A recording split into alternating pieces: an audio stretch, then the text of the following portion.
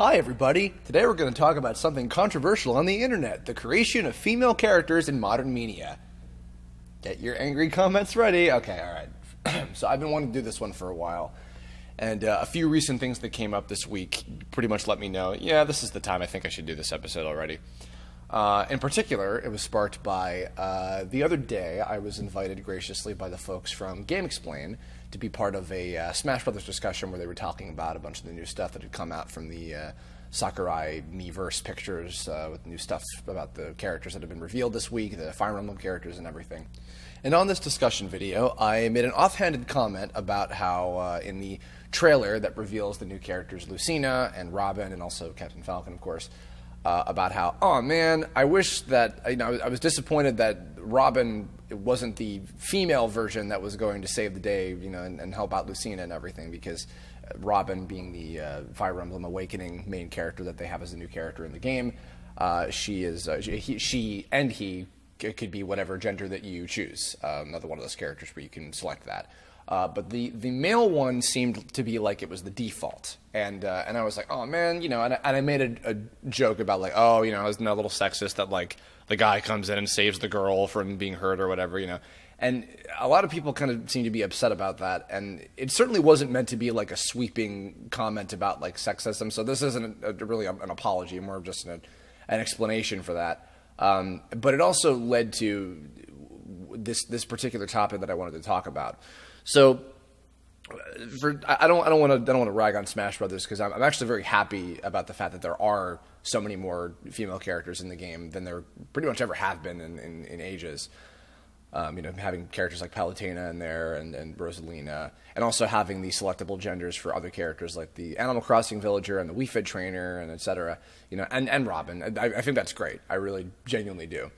But here's the thing. So I'm finding that creating female characters should not be as agonizing as I think that people are making it out to be. There's been all this, on Tumblr in particular, there's been all this controversy recently about how, like, so many bad female characters, and, like, there needs to be more strong ones that are created, and et cetera, and all these are, badly representing, and et cetera. And I don't know, it's interesting to me, because I agree in the fact that I think that there should be more female characters in general. I'm totally on the same page about that, because I think that mainly just because there's just an overwhelming amount of just male characters in general. Likewise, I think there could be, there could stand to be more characters that are of indiscernible gender, or maybe of transgender, or et cetera. I think that there could stand to be more characters like that as well. And I think that having more females in general is a good start. But it just seems like it's so difficult to get that to even happen when it really shouldn't be. And so I had a conversation a couple days ago, earlier this week. My friend Adam Vian, who is one of the Super Flash Brothers, fantastic game developer, and also a big advocate of cool female characters, like really interesting looking ones, that he likes to draw a lot. And he was talking to me about how when he was working on a new comic of his, he was designing new characters for it, and his first thought would always be like, okay, I'm going to draw this character, and it just comes out being male. But then he realizes, no, this character could just as easily be a female. Why not? And then he would change the gender and redo the whole design, and there you go. And that really struck a chord with me, because that's something that I have been really thinking about for my own projects recently, and stuff that actually predates Tome, and stuff that I want to do well after Tome. Now, I'll say too, I'm certainly not proclaiming to be any sort of expert on writing or animating or creating female characters. I'm not saying that at all. This is entirely just my thoughts, and especially like just what I've been kind of, the perspective I've kind of been being given as of as of this last year or so, when I've really been thinking about this pretty hard, because I'll even be the first to admit, Flame Girl is, I'm proud of her and all the characters and all of what I've done with Tome and everything, but I could have done way better with her. I feel like I kind of dropped the ball with her, you know what I mean? The most I can say about that is like, well, I'll do the best with what it is that I've kind of set in stone already, and I'll just try better next time. But regarding that next time, I've been thinking about a lot of the characters from my other IPs that I want to do someday, as like a show or a game or a movie or whatever. And particularly, I was thinking about, which of these characters could stand to be female. In fact, there's one particular character that I've had for like over half my lifetime, I think, even, who I just recently decided in the last year or so to change to a girl, because I wanted to round out the cast of the IP that they come from to have an equal amount of guy and girl characters. And I was like, yeah, okay, I should do that.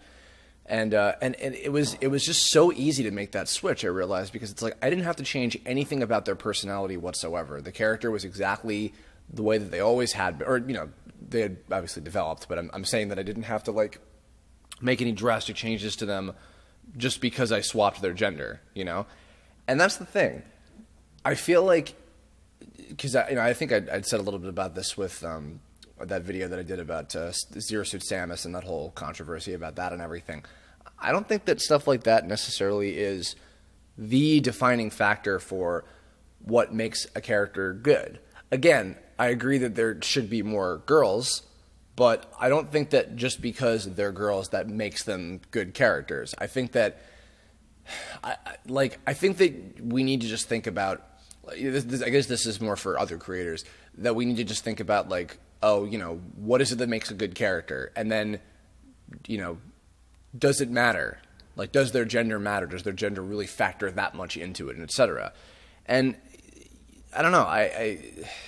This is sounding very complicated, and I also understand and acknowledge that maybe what it is that I'm talking about here maybe is unnecessary, or maybe it's like me thinking too deeply into it or whatever. But I don't know. I really have been thinking about it a lot lately, and that's why I wanted to do this episode for a long time.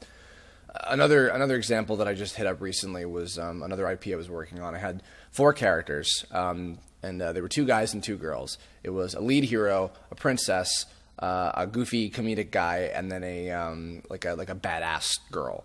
And then I realized, okay, well, maybe I can also, in addition to changing some of the gender stereotypes, I can do more with this.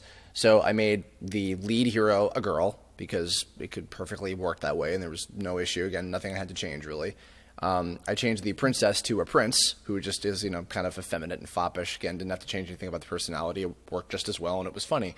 And then I kept the goofy guy the same, and then I decided, okay, well, and then I remember JonTron made a comment about how, like, there's not enough, like, cool old lady characters, and I was like, yeah, that's right, actually. It's always cool to play as a young man or a young woman, and maybe an older guy, but never an older woman. There's just very few characters like that, so I was like, yeah, why not? So I made the badass girl character into an older woman, like an old one, like a grandma, basically. And I was like, hey, this is cool, because this is different. It's just more inventive. It's like this just hasn't been done as often as other stuff. It's like, hey, cool, okay, I think I've hit something with this. And it just, again, when I made that change, I was like, this is so easy. This was so easy to make this switch, and I didn't have to, like, agonize over, oh, how do I do this? How do I represent, this type of thing or whatever. It was just like, oh, no, there, easy, simple. It's like, there it is. The other thing, too, is I've been noticing there's this trend of, like, people are like, oh, man, we gotta like make all these female characters like not stereotypical and like really badass and straight. Like basically they want everything to like be Samus or Lara Croft or something, and it's like it doesn't really need to be the case. Like, it doesn't have to all be kind of homogenized to that same thing. And as kind of evidenced by a certain very, very big show that I've been kind of getting into recently, which is Sailor Moon. And I'm probably going to do a whole separate Kirblog about just Sailor Moon in general, but I did want to bring that up in particular because certain characters, in particular Usagi, the main character, kind of weigh in really big on this whole subject, and they made me think about something that I hadn't realized before. If you break down Usagi, Sailor Moon herself, into like the most bare bones of like what she is as a character, in a way, she actually kind of represents what it is that people like right now are angry about female characters, what they consider bad ones to be. Because I mean, she's ditzy, she's a klutz, she's a whiny crybaby. She has to constantly be saved by Tuxedo Mask or the other Sailor Scouts. She's obsessed with like, oh, I love boys and food or whatever. But she's also an extremely iconic character, like created by a female manga artist, super timeless. Everybody loves it. She's hilarious. She's adorable. It's like she develops over a long period of time. She is a great character. All the scouts are great characters, and if anything, also they're all, you know, archetypes and you know, strains of personalities, you know, that have been covered a million times by male characters, and it wasn't even a factor. You know, I can't even decide which one is my favorite. But there's also I'm probably going to link it in the description, because I don't think I can link it in an actual annotation. But Amanda Miller, the new voice of Sailor Jupiter in the upcoming uncut redub that they're doing, she wrote this really amazing article about what the show means to her and what her character means to her and everything. And she made this great point about how Sailor Moon was a show that taught her that, you know, girls could save the world too, and they could look great while doing it, while still being effeminate. And that's true. You know, rather in this fictional medium with this kind of stuff in it, of course. But you know what I mean. And I don't know. I thought it made some great points. So I'm sure I'm going in circles a little bit with this. And again, I know full well that this might, you know, be a little weird for some people, and they might disagree. But I'm really, really genuinely curious to hear people's thoughts about this. You know, because I think that I really think that this is something that could just be so simplistically handled and improved upon in, you know, our games, our movies, our TV shows, our stories, our creative things in general. I think that this really is something that could be, you know, revolutionized in a way. So let me know in the comments, like, do you think that I'm nuts for thinking any of this? Am I just thinking way too far into it or whatever? If you agree, do you think that there's certain characters that could stand to be given this change? You know, let me know. I really, this is another one that I really want to hear your thoughts on. I really want to see a lot of different opinions on. In fact, if you know people who might have like a particularly strong opinion about this, like on Tumblr or wherever, and you want to link this to them and see what their reactions are, I'm seriously curious. I mean, I have positive intentions with this, but I'm also open to, you know, to being wrong. You know, I want to hear a lot of different thoughts on this one. It's another one of those where it's kind of a call to arms to you, the audience. So let me know, and in addition, if you've got any ideas for future Kirblog topics or anything, let me know in the comments. You can also hit me up on Facebook or Twitter or Tumblr. I want to know. Can you show me? I want to know about the strangers like me.